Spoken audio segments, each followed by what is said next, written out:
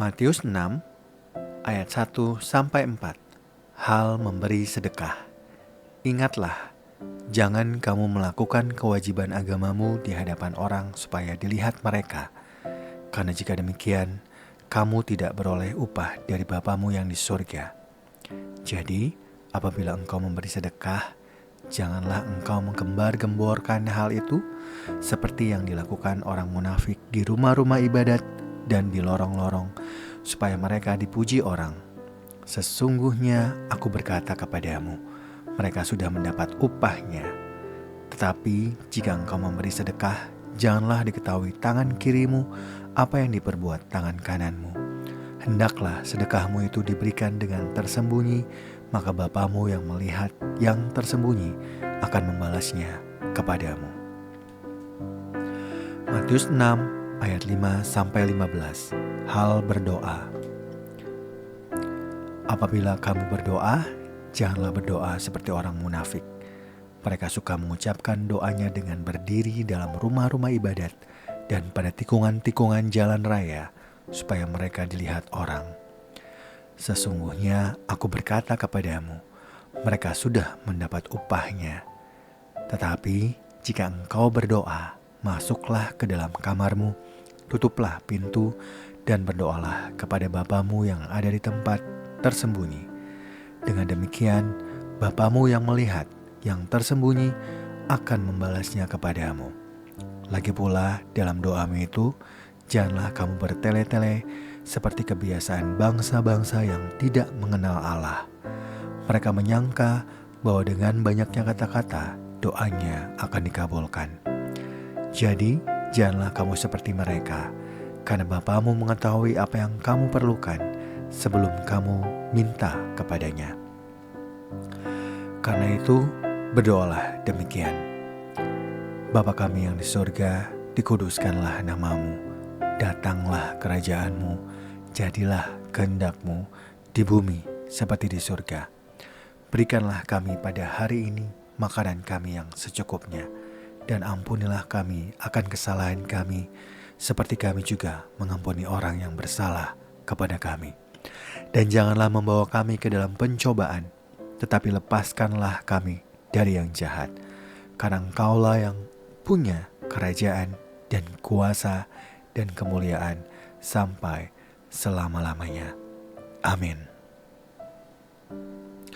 Karena jikalau kamu mengampuni kesalahan orang, Bapamu yang di surga akan mengampuni kamu juga. Tetapi jika kamu tidak mengampuni orang, Bapamu juga tidak akan mengampuni kesalahanmu. Matius 6 ayat 16-18. Hal berpuasa. Apabila kamu berpuasa, janganlah muram mukamu seperti orang munafik.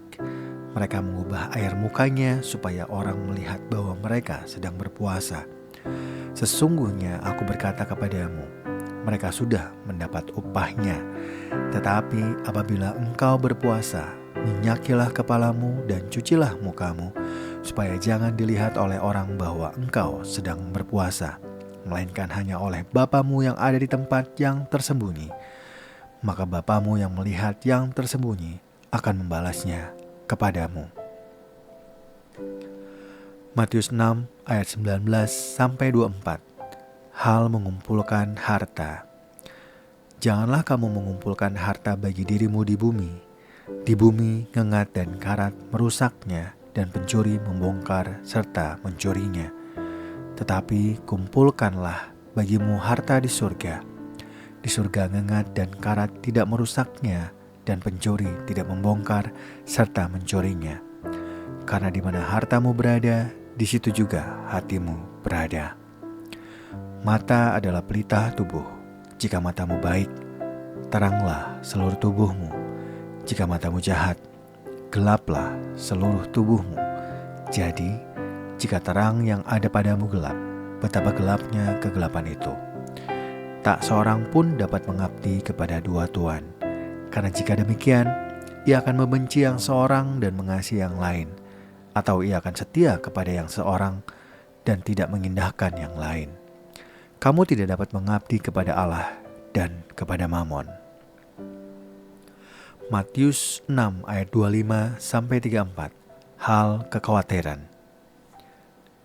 Karena itu, aku berkata kepadamu, janganlah kekhawatiran tentang hidupmu, mengenai apa yang hendak kamu makan atau minum, dan janganlah khawatir pula tentang tubuhmu, mengenai apa yang hendak kamu pakai.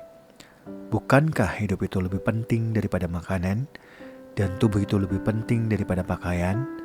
Pandanglah burung-burung di langit yang tidak menabur dan tidak menuai, dan tidak mengumpulkan bekal dalam lumbung, namun diberi makan oleh Bapamu yang di surga. Bukankah kamu jauh lebih berharga daripada burung-burung itu? Siapakah di antara kamu yang karena kekhawatirannya dapat menambah sehasta saja pada jalan hidupnya? Mengapa kamu khawatir mengenai pakaian? Perhatikanlah bunga bakung di ladang yang tumbuh tanpa bekerja dan memintal. Namun aku berkata kepadamu, Salomo dalam segala kemegahannya pun tidak berpakaian seindah salah satu dari bunga itu. Jadi, jika demikian Allah mendandani rumput di ladang, yang hari ini ada dan besok dibuang ke dalam api, tidakkah Ia akan terlebih lagi mendandani kamu, hai orang yang kurang percaya? Karena itu, janganlah kamu khawatir dan berkata, apakah yang akan kami makan? Apakah yang akan kami minum? Apakah yang akan kami pakai? Semua itu dicari bangsa-bangsa yang tidak mengenal Allah. Akan tetapi Bapamu yang di surga tahu bahwa kamu memerlukan semuanya itu. Tetapi carilah dahulu kerajaan Allah dan kehendak-Nya, maka semuanya itu akan ditambahkan kepadamu. Karena itu janganlah kamu khawatir tentang hari esok, karena hari esok mempunyai kekhawatirannya sendiri.